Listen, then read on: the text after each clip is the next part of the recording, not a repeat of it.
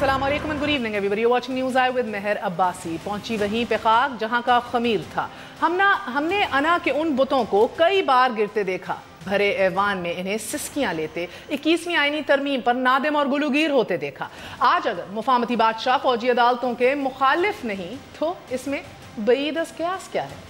Karachi operation पर बला का तहफ़्फ़ुज़ात रिजर्वेशंस के बावजूद डॉक्टर आसिम असद खरल और एक करीबी साथी की कंपनी पर छापे नतीजा रहा। नोश्ता दीवार पढ़ने वालों को ऑपरेशन ज़रबे अज़ब की खबर ही तब मिली कि जब शुरुआत हो चुकी थी। भारत को मोस्ट फेवरेट नेशन का स्टेटस कहाँ गया? पंजाब में फसाद को रद्द करने वाले रद्दुल फसाद पर कैसे रजामंद हो गए? मामला नेशनल एक्शन प्लान पर हुस्ने कारकर्दगी का हो या फिर वुज़रा की छुट्टी का, इन तिलों से तेल कब का निकल चुका। अगर फौजी अदालतों की मुखालिफत नहीं थी तो फिर तहफ़्फ़ुज़ात का इजहार कैसा? नाज़रीन, मल्टी पार्टी कॉन्फ्रेंस का इनेकाद क्यों कर 2 साल की बजाय 1 साल की तोसी समेत 9 नुकाती तजावीज़ सियासत बचाने और वक्त गुजारने के सिवा कुछ नहीं दिखाई दे रहा। कराची में रेंजर्स की मुद्दत में तोसी किसने रोक ली थी कि जो इस हाथी को सियासी खैमे में घुसने से कोई रोक पाएगा? रुकावट मकसूद होती तो 2 साल में कानूनी इस्लाहात ले आते, जेट ब्लैक और ब्लैक के खिलाफ मौसर निज़ाम ही वज़ा कर लेते। टूटी कमर वालों और उनके सहूलतकार कल अगर दूसरे सूबों से गिरफ्तार हो रहे थे तो सैकड़ों आज पंजाब से पकड़े जा रहे हैं। अफगान सरहदों से दहशतगर्दाना हमले रुक पाए, ना ही बॉर्डर मैनेजमेंट का मामला सुलझता दिखाई दे रहा है। सियासी संजीदगी होती तो अफगान सफीर को GHQ में मुलाकातें ना करना पड़ती। 20 नुकाती एक्शन प्लान पर अमल दरामद की बजाय हुकूमत क्रिकेट से टेररिज्म के खात्मे पर या फाइट अगेंस्ट टेररिज्म ले लीजिए, फतह के शादियाने बजा रही है। एंड शायद बजाने भी चाहिए, लेकिन क्रिकेट की वापसी यकीनन बड़ी कामयाबी है। मगर कमाल हुनर कहरी ये है कि अगर एक मैच से दहशत गर्दी के खिलाफ अज़म और एक स्पिरिट का इतना बड़ा इजहार हुआ है तो फिर शाराए दस्तूर पर एक मैच से करप्शन का नासूर भी उखाड़ फेंकना चाहिए। नाज़रीन, अमरीकी महकमा दाखिला की एक तहलका खेज रिपोर्ट में इंकशाफ किया जा रहा है कि पाकिस्तान से सालाना $10 अरब की मनी लॉन्ड्रिंग की जाती है। मतलब कि पाकिस्तान के कुल बजट के करीबन गिव और टेक 1/4 रकम बैरून मुल्क मुंतकिल होती है।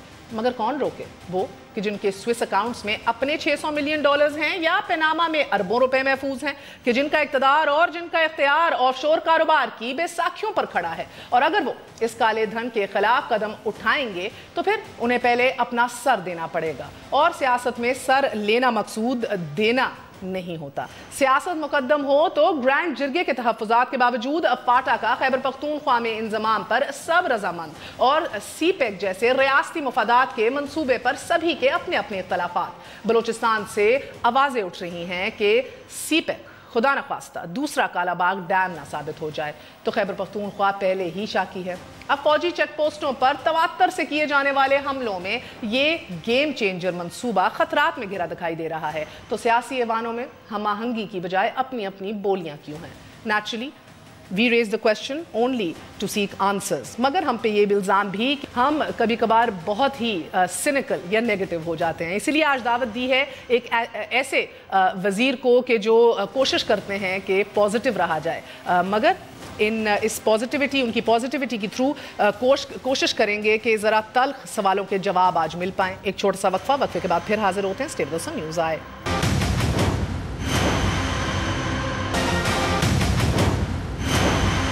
वापस आने का शुक्रिया। Welcome once again to news आए। खुश आमदेद कहते हैं वफाकी वज़ीर एहसन इकबाल साहब हमारे साथ मौजूद हैं। इकबाल साहब अस्सलाम वालेकुम। जी वालेकुम अस्सलाम।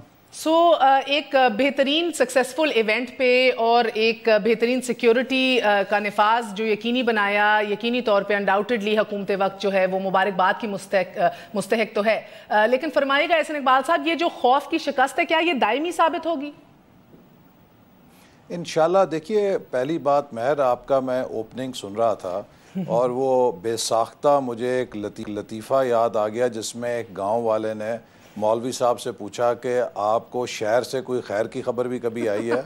तो आपके उस पूरे तारुफ को सुन के तो ये लगा कि पूरे पाकिस्तान में कोई खैर की खबर ही नहीं है। All is well sir, all is well. आपका काम है ऑल इज वेल कहना, हमारा काम है ये बताना all is not well it could be better। नहीं, neither all is well nor all is bad। हमारा ग्लास आधा खाली है और आधा भरा हुआ है। हमें इसको एक तनासुब में देखना चाहिए। जब हम लोगों को हर चीज़ के बारे में सिनिक कर देते हैं, हर चीज़ के बारे में मुतनफ़र कर देते हैं, पॉलिटिकल सिस्टम से उनको मुतनफ़र करते हैं, तो क्या बताइए आपका ख्याल है कि यहाँ पे मार्शल लॉ आ जाए? इस मुल्क का हल नहीं है। तो हमने इसी सिस्टम के अंदर रहते हुए अपनी कामयाबियों और नाकामियों से सीखना है। देखिए 2013 में पाकिस्तान कहाँ था। अब तो मुझे 2 मिनट दीजिए, आपने एक इंट्रो पढ़ा तो मैं भी थोड़ा सा एक इंट्रो बयान कर दूं। 2013 में पाकिस्तान उस मुकाम पे खड़ा था कि जहां 18 से 20 घंटे लोड शेडिंग होती थी और लोगों ने ये कहा था कि इतना भी देर बिजली नहीं आती कि हमारे जो यूपीएस हैं उनकी बैटरियाँ चार्ज हो सकें, और लोग मोमबत्ती और लालटेन जलाने पे मजबूर हो गए थे और अखबारात लिख रहे थे कि we have been thrown into stone as.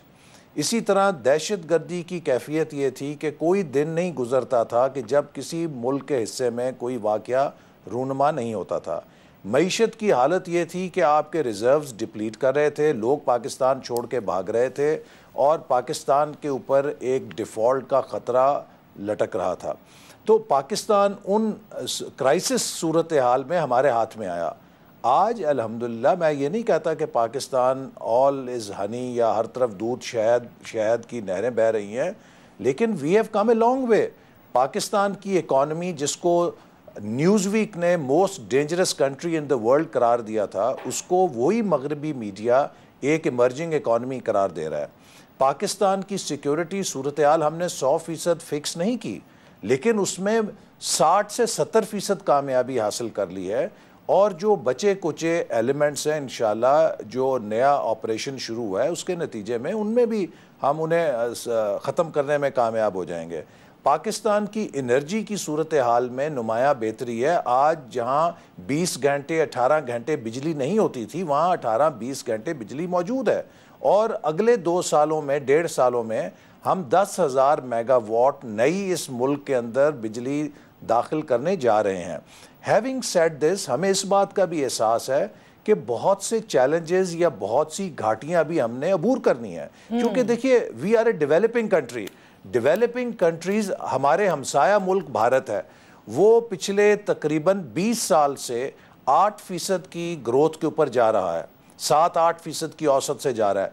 उसके बावजूद क्या उनके थाने हमारे थानों से बेहतर हैं? क्या उनके स्कूल हमारे स्कूलों से बेहतर हैं? क्या उनके अस्पताल हमारे अस्पतालों से बेहतर हो गए हैं?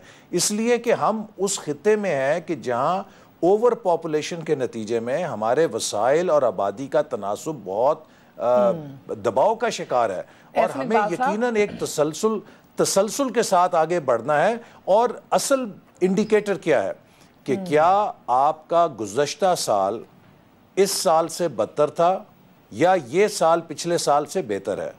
क्या आने वाला साल पिछले साल से बदतर हुआ है या आने वाला साल पिछले साल से बेहतर हुआ? अच्छा, सो ऐसा इकबाल साहब, ये आपने वजह फरमाया कि शायद सिम दुरुस्त है, मगर देखिए ना, अब ये तो लाहासिल बहस हो जाएगी, मगर द पॉइंट इज कि जहां आपने ये बातें गिनवाई, हमारा काम भी है, जिधर आप कहते हैं कि देखिए ना लोड शेडिंग में बेहतरी आई, ये हमारा काम है आपको बताना कि सर 480 अरब का सर्कुलर डेट आपने पे किया था, 3 सालों में 680 के ऊपर सर्कुलर डेट आके खड़ा हो गया है। हमारा काम है आपको कि जो पंजाब एस्टैब्लिशमेंट डिनायल में थी जनूबी पंजाब के बारे में, आज रद्दुल फसाद का जो हुई है वो किस वजह से हुई है? It's our turn to question this sir. नहीं, आपको आपका हक है सवाल करना, और हमारा, और जिस पॉपुलेशन का आप जिक्र कर रहे हैं, आबादी का सेंसस तो आपकी गवर्नमेंट करा नहीं सकी अभी तक sir. So I mean, you know, again this can be on going, so let's get specific. मैं चाह रही हूं हम पीएसएल से आगाज करें। सर, एक तो मैंने कहा कि मुबारकबाद की मुस्तहक है आपकी गवर्नमेंट, अनडाउटेडली है, मगर सर मुझे ये बताइएगा कि ये गो नवाज गो के नारे क्यों गूंजे स्टेडियम से? देखिए, अगर हम इसे पॉलिटिकल इवेंट बनाते तो मैं आपको दावे से कह सकता हूं कि एक गो नवाज गो नारा लगाने वाले के मुकाबले में कम से कम 1000 बंदा वज़ीर आज़म नवाज शरीफ का नारा लगाता। लेकिन हमने इसको पाकिस्तान का इवेंट और स्पोर्टिंग इवेंट रखा और अपने लोगों को सख्ती से ये कहा कि किसी किस्म की महाजराई या नारेबाजी नहीं करनी, चूँकि पूरी दुनिया की तवज्जो पाकिस्तान के ऊपर थी। मैं समझता हूं कि जिन लोगों ने ऐसे नारे लगाए उन्होंने अपने ज़र्फ़ का इजहार किया, और मुझे अफसोस से कहना पड़ता है कि खान साहब एक कौमी इवेंट के अंदर और एक सियासी जलसे के मैदान के नारे और होते हैं, और एक ऐसा मैदान कि जिसमें पूरी कौम यकजहती का इजहार करने आई है, पूरी कौम दहशत गर्दी को शिकस्त देने आई है, क्या ही अच्छा होता कि वहाँ सब मिलकर दहशत गर्दी मुर्दाबाद के नारे लगाते और पाकिस्तान जिंदाबाद और क्रिकेट जिंदाबाद के नारे लगाते। ये एक वो बारीक लकीर है कि जिसको हमें पेश नज़र रखना चाहिए, कहाँ सियासत करनी है और कहाँ मुल्क के लिए काम करना है। अगर लाहौर शहर के अंदर मुस्लिम लीग नून चाहती तो जैसे मैंने कहा कि इनके एक नारे के जवाब में हमारे 1000 लोग नारे लगाते हैं। ये मुमकिन ही नहीं था कि वहाँ पे एक नारे की हल्की सी गूंज भी सुनाई देती उस ज़ोरदार आवाज़ के अंदर, लेकिन वो सियासत का जलसा नहीं था, वो पाकिस्तानी कौम की वहदत का इजहार था और हमें इसी तरह देखना चाहिए। इसलिए मैं समझता हूँ कि अगर इमरान खान साहब एक कौमी क़यादत का मुजाहरा करते हुए, जिस तरह शाहिद अफरीदी ने बहुत अच्छा किरदार अदा किया कि उन्होंने अपने इन्फ्लुएंस को इस्तेमाल किया पेशावर ज़ल्मी के गैर मुल्की खिलाड़ियों को मुल्क में लाने के लिए, इमरान खान साहब ने बयान दे के कोयटा ग्लैडिएटर्स के खिलाड़ियों को मुल्क में ना आने का जवाज़ फराम किया। क्या ही अच्छा होता कि ये भी अपील करते, चूँकि वो क्रिकेटिंग स्टार हैं और वो ख़ास तौर पे बरतानिया के लिए उनका एक खास एफिनिटी भी है। इंडीड सर, मगर जिस तरह इकबाल ने कहा ना, तो जवानों को पीरों का उस्ताद कर, it was in bad taste Indeed. अगर मुझे ये बताइएगा सर, बिकॉज़ जी बात कंप्लीट कर लें।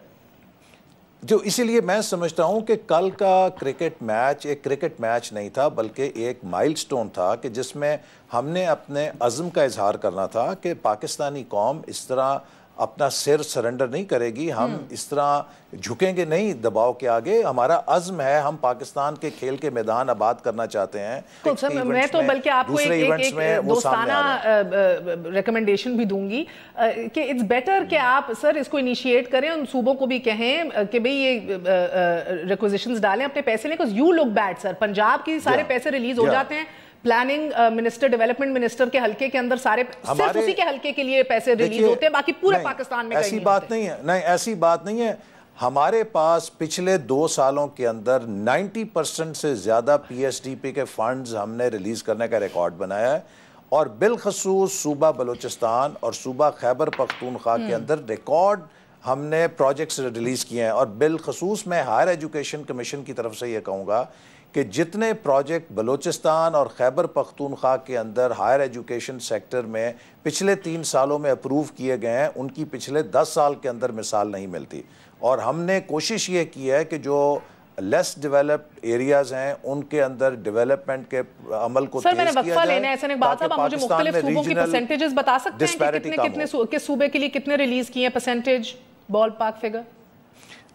हमें इस वक्त किसी सूबे की तरफ से कोई शिकायत नहीं है। देखिए, हमारे पास एक फार्मूला होता है, पहले क्वार्टर के अंदर 20% जाते हैं, दूसरे क्वार्टर के अंदर 20% जाते हैं और तीसरे और चौथे क्वार्टर के अंदर 30% जाते हैं। सर मुझे तो इस वक्त किसी सूबे के जी एक छोटा सा वक्फा ले लेते हैं, वक्फे का फिर आते हैं। आज मुफाहमती बादशाह भी बोल पड़े, प्रेस कॉन्फ्रेंस की बड़े अरसे बाद, उसके ऊपर भी तबसरा और जिक्र करना है। और उसके बाद स्टेट डिपार्टमेंट की मनी लॉन्ड्रिंग के हवाले से जो रिपोर्ट आई है, have to look at that as well. Take a very short break, we are gonna be right back.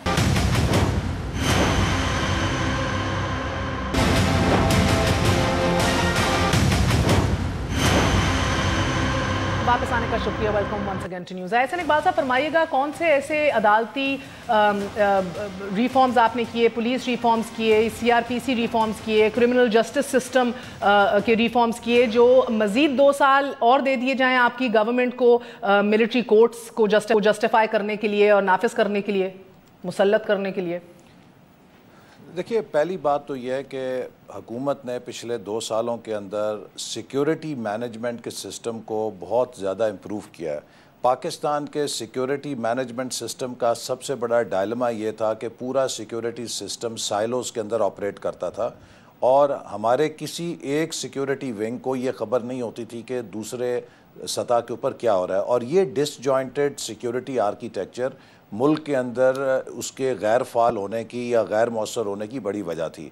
जब से नेशनल एक्शन प्लान शुरू किया गया, आपको मालूम है कि टेलीविज़न के ऊपर ऑपरेशन अज़्ब के दौरान भी और जब से ऑपरेशन रद्दुल फसाद शुरू है उसके दौरान भी हाईएस्ट लेवल के ऊपर प्राइम मिनिस्टर ने सिक्योरिटी अरेंजमेंट्स को देखने की और कोऑर्डिनेट करने की ज़िम्मेदारी PM ऑफिस में ली और सिविल मिलिट्री लीडरशिप की बाकायदगी के साथ मीटिंग्स हुई जिसमें कि सिक्योरिटी सिचुएशन को मॉनिटर किया गया।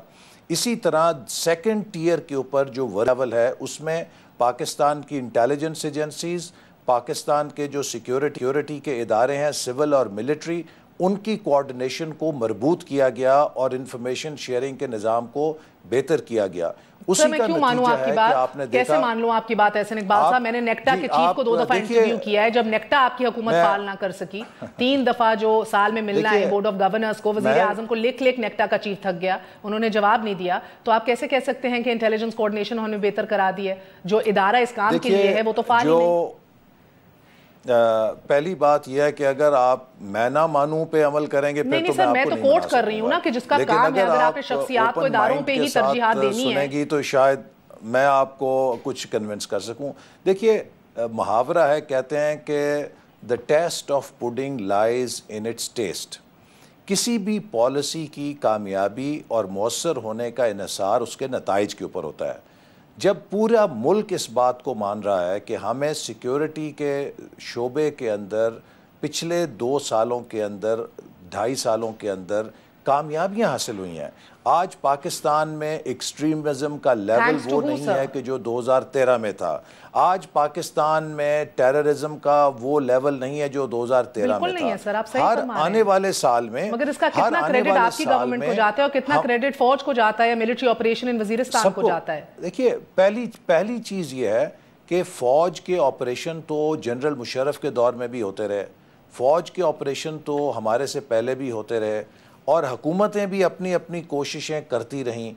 सर मगर मुझे बताइए, अगर अस वर्सेस देम नहीं है तो एक कैबिनेट मिनिस्टर किस तरह जस्टिफाई करता है, क्या जवाब देगा जो ISPR की 2 प्रेस रिलीजेस फौज की तरफ से आई कि civilian government should pick up the slack, governance बेहतर करे, नेशनल एक्शन प्लान पे अमल दरामद को यकीनी बनाए? How do you justify that? मुझे पिछले 1.5 साल में इसका एक जवाब नहीं मिल सका जो मुझे मुतमईन कर सके। एंड देन नेक्टा चीफ के जो मैंने इंटरव्यूज किए हैं सर, उसके ऊपर कोई जवाब मुझे नहीं मिल सका पिछले 1 साल के अंदर। वो कहते हैं मेरा मजाक बन चुका है, मैं जहां जाता हूं मुझे लोग कहते हैं तूने फाल कब होना है, मैं तो एक कौमी मजाक बन चुका हूं। मैंने 3 दफा खत लिखे हैं, वज़ीर आज़म उसका जवाब ही नहीं देते। इसका thank you Raheel Sharif, we haven't really reported thank you Nawaz Sharif. क्यों है ये डिस्क्रिपेंसीज?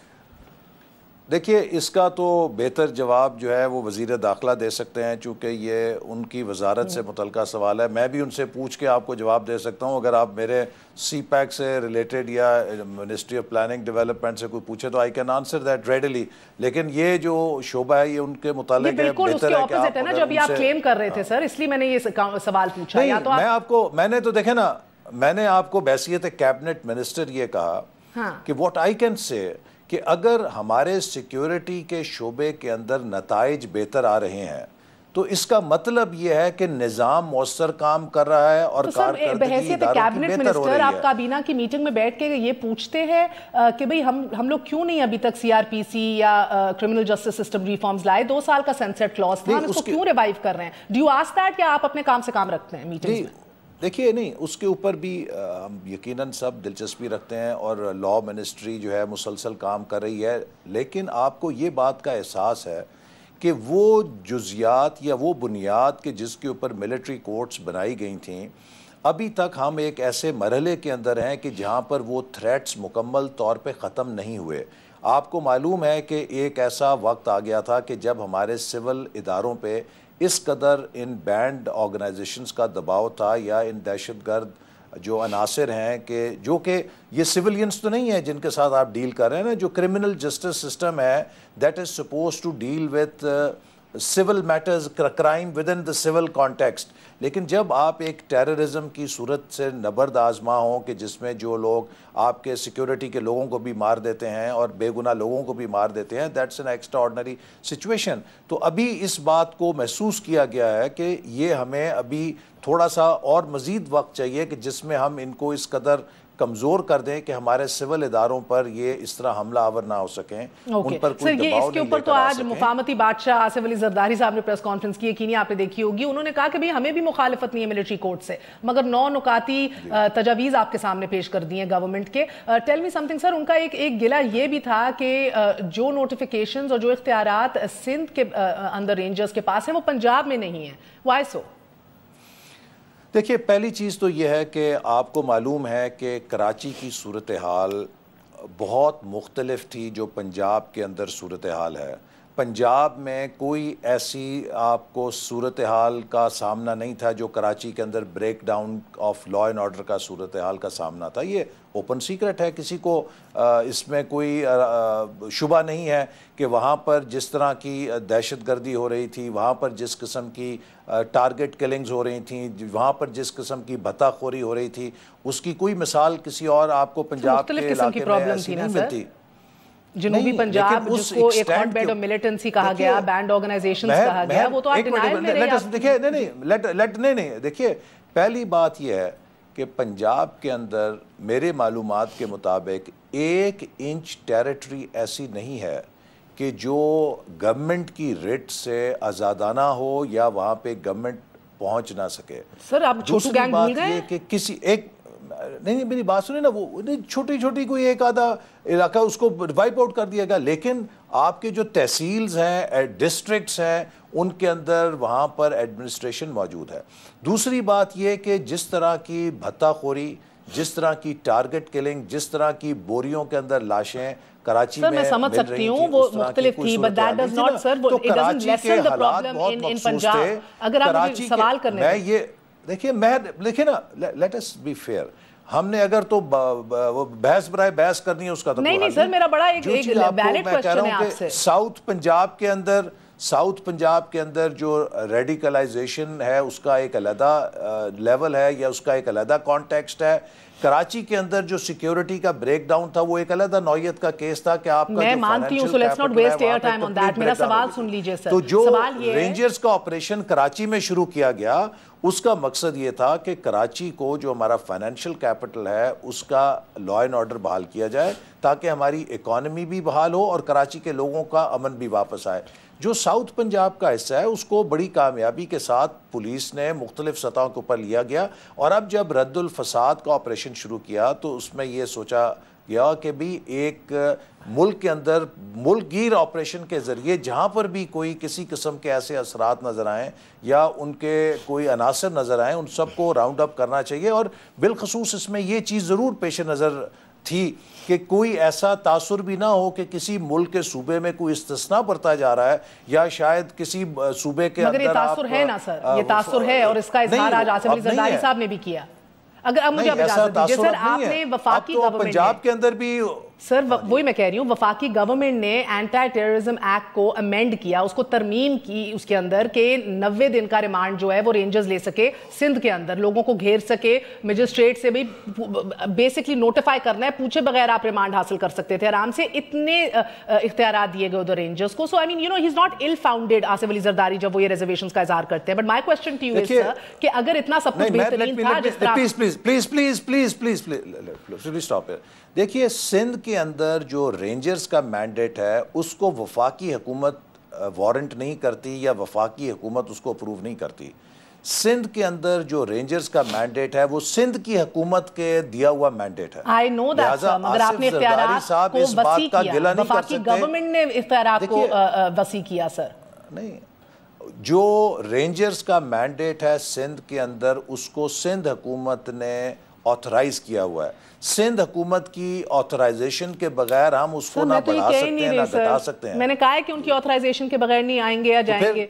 मैं कह रही हूँ कि फेडरल गवर्नमेंट ने एटीए को अमेंड किया कि इख्तियारात वसी हो जाएं रेंजर्स के। This is a fact, it's not debatable. मगर मेरा सवाल आपसे एक्चुअली ये है सर, सवाल ये है कि इफ ऑल वाज वेल और सब कुछ बेहतरीन था, जिस तरह राना सनाउल्लाह भी कह रहे थे, शहबाज शरीफ भी कह रहे थे, आप सब लोग ये कह रहे थे, तो फिर ए रद्दुल फसाद की जरूरत क्यों पड़ी? बी सर, हर बड़े वाक़े के अंदर पंजाबी तालिबान का आंसर हमें नजर आया है। आपने ये भी देखा है जिस तरह आपने कहा रेडिकलाइजेशन का, मदारिस के अंदर ये रेडिकलाइजेशन जनूबी पंजाब में हो रही है, बैंड ऑर्गेनाइजेशंस का ये इशू है। मगर आपने फॉर इंस्टेंस में छोटू गैंग का जिक्र किया, पुलिस आपकी छोटू गैंग से नहीं निपट सकी, मगर फिर भी आपने रेंजर्स के इख्तियारात जो है महदूद रखे, उनको वेलकम नहीं किया, और अब आके किया। तो मैं पूछूं कि पिछले 1.5 साल के अंदर जो लोग मरे हैं उनका खून किसके सर है? नहीं, देखिए, पहली चीज़ तो आपको मैंने जैसे कही कि जो भी रेंजर्स का इख्तियार दिया गया उसको इस बुनियाद के ऊपर दिया गया कि ये तासुर की नफ़ी होनी चाहिए कि किसी सूबे को इस्तिस्ना किया जा रहा है। और मैं समझता हूँ कि इन ऑल पंजाब पुलिस ने पिछले 2-3 सालों के अंदर जो एक्सट्रीमिस्ट हैं उनका बहुत अच्छा मुकाबला किया। और आपने ये भी देखा, मैं नाम नहीं लेना चाहता, कि कई ऐसे वहाँ पर उन्होंने मुकाबले भी किए बहुत बहादुरी के साथ, जिसके नतीजे में बहुत कामयाबियाँ भी हासिल की। तो किसी किस्म की टॉलरेंस किसी सतह के ऊपर किसी एक्सट्रीमिस्ट ग्रुप के लिए या टेररिस्ट आउटफिट के लिए नहीं रखी गई। और मुझे इस बात का मालूम है कि हर ज़िले के अंदर हेट स्पीच के ऊपर, हेट मटीरियल के ऊपर सैकड़ों की तादाद में पूरे पंजाब के अंदर लोगों को राउंड अप किया गया और बड़े इफेक्टिवली जो ये मसाजिद के ऊपर लाउड स्पीकर के कवानीन को नाफिज किया गया। जिस तरह के खदशात का इजहार आसिफ अली जरदारी कर रहे हैं और दीगर लोग कर रहे हैं, ये होते ना। फॉर इंस्टेंस कि आप लोगों ने साल पहले पार्लिमानी कमेटी का जिक्र किया, नेशनल सिक्योरिटी के ऊपर ओवरसाइट करेगी, वो भी नहीं आज तक बनी। सो ये मैकेनिज्म जो है ना, वो यही कहते हैं कि इन 2 सालों के अंदर क्या प्रोग्रेस था, क्या अचीव हुआ, किधर पहुंचा है हमारा जुडिशल रिफॉर्म्स का निज़ाम, कुछ भी डिटेल में ब्रीफिंग नहीं पार्लियामेंट को दी गई। That's why everybody is at a loss. इस चीज़ के ऊपर एक हमहंगी पैदा करने में इतना वक्त लग रहा है। That is the problem with your government, which everybody says. देखिए ना, मेरा वक्फा ले लेती हूँ, वक्फे के बाद हाजिर होते हैं। एक और बड़ी कहानी जो $10 अरब की मनी लॉन्ड्रिंग हो रही है, closest issue to my heart. ज़रूर ट्यून इन कीजिएगा। After very short break Ehsan Iqbal साहब से जवाब लेने की कोशिश करेंगे।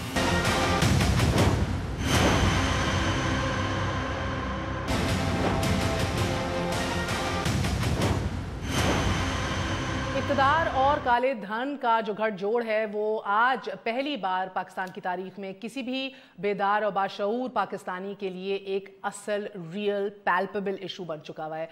मैं एहसन इकबाल साहब आपसे तबसरा चाहूंगी, ये जो स्टेट डिपार्टमेंट की रिपोर्ट आई है कि $10 अरब जो हैं वो मनी लॉन्ड्रिंग के जरिए पाकिस्तान से बाहर जाते हैं सालाना, इसके ऊपर आपकी क्या राय है? देखिए, जो मेरी मालूमात हैं इसके मुताबिक उन्होंने जो रिपोर्ट जारी की है उसमें माजी के जो हमारा एक ग्रुप था, कहानी ये क्या नाम है उनका, उसके हवाले से कहा है कि उन्होंने काफ़ी मनी लॉन्ड्रिंग की। और अब पाकिस्तान ने 2015 में एंटी मनी लॉन्ड्रिंग लॉज को मज़ीद मौसर किया है और हमारी हुकूमत ने अमेंडमेंट्स किए हैं, जिससे अब स्टेट बैंक ऑफ पाकिस्तान और इसी तरह सिक्योरिटी एक्सचेंज कमीशन और दीगर इदारे एक मौसर तौर पर निगरानी कर रहे हैं। और किसी भी मुल्क के अंदर मनी लॉन्ड्रिंग को जायज़ करार नहीं दिया जा सकता, ये एक क्राइम है, हमारे कवानीन के तहत भी है। लेकिन पूरी दुनिया से कुछ ना कुछ ज़रूर सरमाया लीकेजेस के ज़रिए या इनफॉर्मल चैनल्स के ज़रिए जाता है, लेकिन अब उसके गिर्द घेरा दुनिया भर में तंग हो रहा है और ख़ुद पाकिस्तान के कवानीन भी आहिस्ता आहिस्ता उसके मैं बताऊं एक्चुअली आपको, मैंने जहाँ पर एक मिनट देखिए, जहाँ पर आपने इस रिपोर्ट का जिक्र किया, बहुत ही अच्छा होता कि आप इसके साथ उस रिपोर्ट का भी जिक्र करती हैं कि पाकिस्तान ने ट्रांसपेरेंसी के अंदर 9 पोजीशंस अपनी इम्प्रूव की हैं, जो अभी ट्रांसपेरेंसी इंटरनेशनल ने कुछ अर्सा पहले रिपोर्ट जारी की। तो हम कोशिश कर रहे हैं कि अपने मुल्क के अंदर जो कवानीन हैं उनको मौसर बनाएं, शफाफियत को और मज़ीद गहरा करें। बता रही थी कि बल्कि हमारे पाकिस्तान में अगर कोई इसका तज्जिया करे और बैठ के देखे, हमारे कवानीन दुनिया भर में सबसे स्ट्रिक्टेस्ट और बेहतरीन कवानीन है और यकीनन आपकी गवर्नमेंट ने भी लेजिस्लेशन की है। मगर मेरा सवाल आपसे ये है कि मैं क्यों ना ये समझूं कि ये सिर्फ IMF के दबाव में या जो ग्लोबल आर्किटेक्चर, फाइनेंशियल आर्किटेक्चर पूरी दुनिया में तब्दील हो रहा है और टेररिज्म रिलेटेड कंसर्न्स पूरी दुनिया के हो रहे हैं, उस दबाव के अंदर ये अमेंडमेंट्स आई हैं। बिकॉज हमारा मसला इनेबलिंग एनवायरनमेंट नहीं है, हमारा मसला पाकिस्तान में अमल दरामद, इम्प्लीमेंटेशन का है सर। लॉज हमारे पास हैं। आपको महर, ये भी हमें थोड़ी चेंज लानी चाहिए अपने उस सोच के अंदर।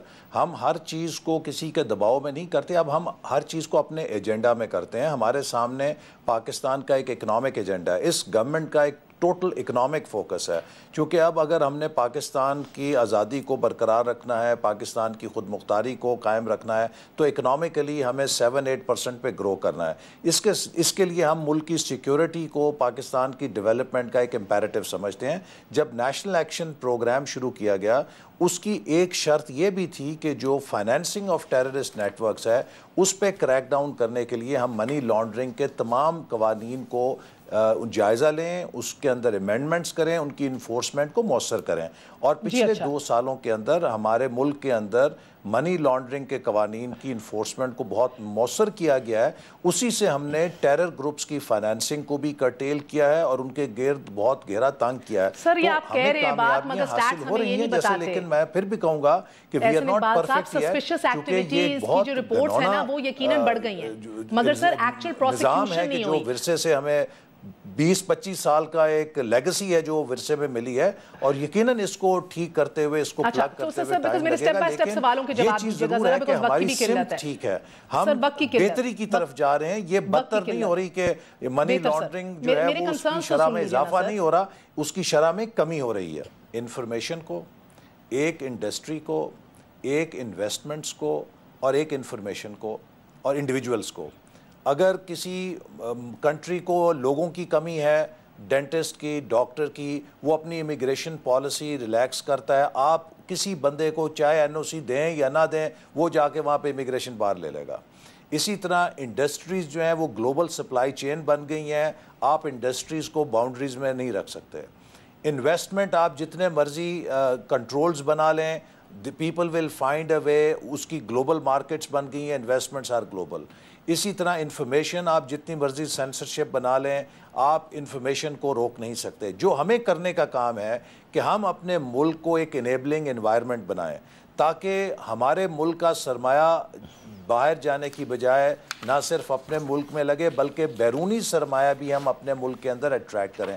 हुकूमत को या आज की जदीद इकॉनमी को चलाने का सिर्फ एक ही रास्ता है कि कानून से आप नहीं रोक सकते। You have to make your place an enabling environment। Okay, so last question हम एक enabling environment create करें। CPEC के ऊपर क्या अपडेट है सर? बिकॉज खुदा ना खास्ता लोग कह रहे हैं ये कालाबाग डैम ना इसका मुकद्दर बन जाए। नहीं, वो भी देखिए ना, ये आपने शुरू में कहा कि जी कंट्रोवर्सी है। केपी के चीफ मिनिस्टर इस वक्त सबसे ज्यादा एडवोकेट हैं CPEC के। आप उनकी हालिया स्टेटमेंट मुतमईन हो चुके हैं वो। 6th JCC जो 6ठी JCC मीटिंग बीजिंग में हुई, उसके अंदर तमाम वज़राए आला थे, उन्होंने बहुत खुशी के साथ हिस्सा लिया और वहाँ पे सब सूबों के प्रोजेक्ट्स अप्रूव हुए। और अब तमाम वज़राए आला, तमाम सूबाई हुकूमतें बहुत जोश व खरोश के साथ CPEC पे अमल दरामद कर रही हैं। बलूचिस्तान की हुकूमत ऑन बोर्ड है, KP की गवर्नमेंट ऑन बोर्ड है, सिंध की गवर्नमेंट ऑन बोर्ड है, पंजाब की AJK, गिलगित बल्तिस्तान, फाटा, सब लोग ऑन बोर्ड हैं। तो